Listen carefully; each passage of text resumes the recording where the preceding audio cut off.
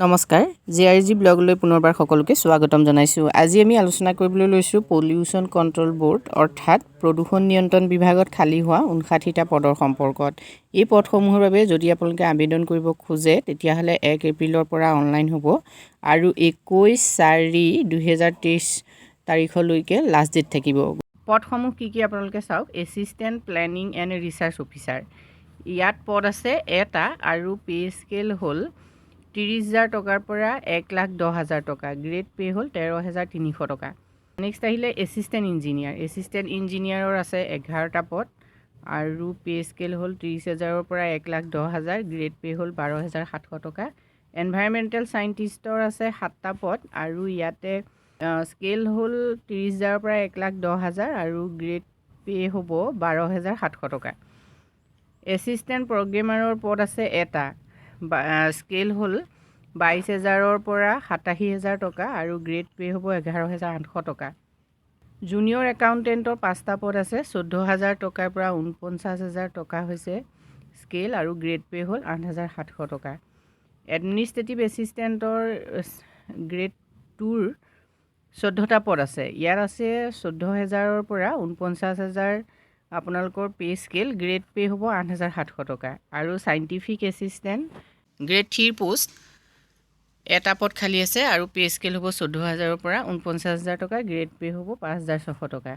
Grade 4ৰ পদ আছে 19টা, pay scale হ'ল 12,000ৰ পৰা 37,500 টকা আৰু গ্ৰেড পে হ'ল 3,000ৰ পৰা 900 টকা। কেটেগৰী ৱাইজ আপোনালোকে ফিজ চাওক। আনৰিজাৰ্ভৰ বাবে 500 আৰু OBC MOBC ৰ বাবে 250, SCৰ বাবে 250, ST হিলছৰ বাবে 250 আৰু ST প্লেইনৰ বাবে 250। কেটেগৰী গ্ৰেড 4ৰ যিবিলাক পদ ওলাইছে তাত ফিজটো অলপ কম হয়।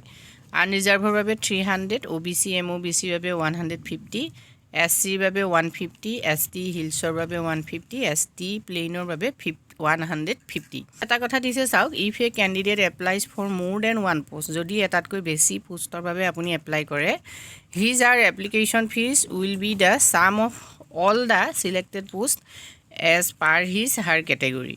No refund will be entertained after final submission of application by the candidate। অৰ্থাৎ আপুনি এটাতকৈ বেছি পদৰ বাবে ইয়াত এপ্লাই কৰিব পাৰে, মাত্ৰ ফিজটো কি হ'ব, প্ৰতিটো পদৰ বাবে যিমান ফিজ আছে সিমান ফিজ আপুনি দিব লাগিব। ইলিজিবিলিটি ক্ৰাইটেৰিয়াবিলাক আপোনালোকে চাই লওক। নেশ্যনেলিটি ইয়াত ইণ্ডিয়ান হ'বই লাগিব। বয়স 38 বছৰৰ তলত হ'ব লাগিব। ৰিলেক্সেশ্যন আপোনালোকৰ থাকিবই। ৰিলেক্সেশ্যন হ'ল 5 বছৰ ৰিলেক্সেশ্যন থাকিব SC ST প্লেইন আৰু হিলছৰ বাবে, 3 বছৰ থাকিব OBC MOBC বাবে। গতিকে আপোনালোকে যদি এই পদসমূহৰ বাবে এপ্লাই কৰিব খুজিছে তেতিয়াহ'লে বয়সটো নিশ্চয় গম পাইছে। আৰু এডুকেশ্যন কোৱালিফিকেশ্যন চাওক। এছিষ্টেণ্ট ইঞ্জিনিয়াৰৰ বাবে BE BTech AMIE in chemical civil environmental mechanical engineering from a government recognised.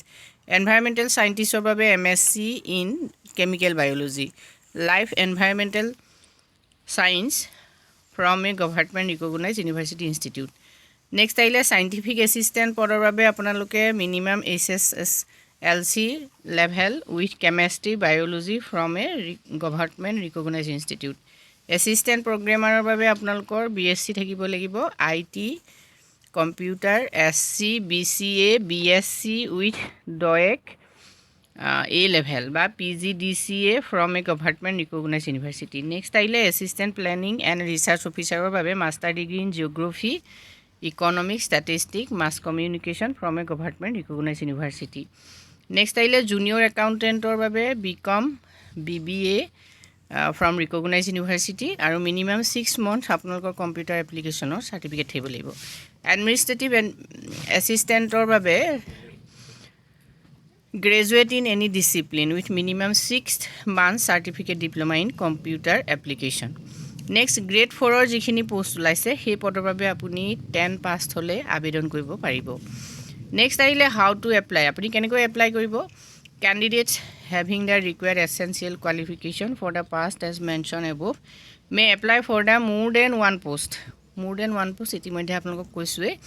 আৰু পাছপোৰ্ট সাইজ আপোনালোকৰ ফটোগ্ৰাফ লাগিব, সিগনেচাৰ লাগিব, সেলফ অ্যাটেস্টেড কপি লাগিব। ইয়াত সেলফ অ্যাটেস্টেড কপি কি লাগিব আপোনালোকে চাওক। Certificate of proof of age, certificate marksheet লাগিব, minimum 6 month basic computer certificate আপোনালোকৰ থাকিব লাগিব, certificate in caste, voter ID card, Aadhaar card, certificate from a competent authority in case of differently abled candidates. এইখিনি আপোনালোকৰ লাগিব। সম্পূৰ্ণ নটিফিকেশ্যনখন আপোনালোকে পঢ়ি চাব, যিহেতু মই ডেছক্ৰিপশ্যন বক্সৰ লিংকত নটিফিকেশ্যনখন দি দিম।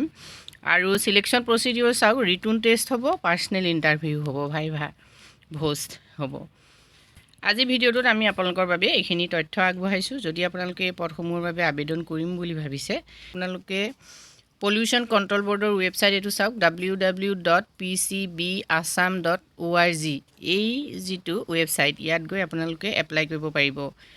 আৰু 21/4/2023 তাৰিখৰ ভিতৰত আপোনালোকে এপ্লাই কৰিব লাগিব। আজি ভিডিঅ'টোত আমি আপোনালোকৰ বাবে এইখিনি তথ্য আগবঢ়াইছোঁ। যদি উপকৃত হৈছে কমেণ্ট কৰি জনাব। ধন্যবাদ।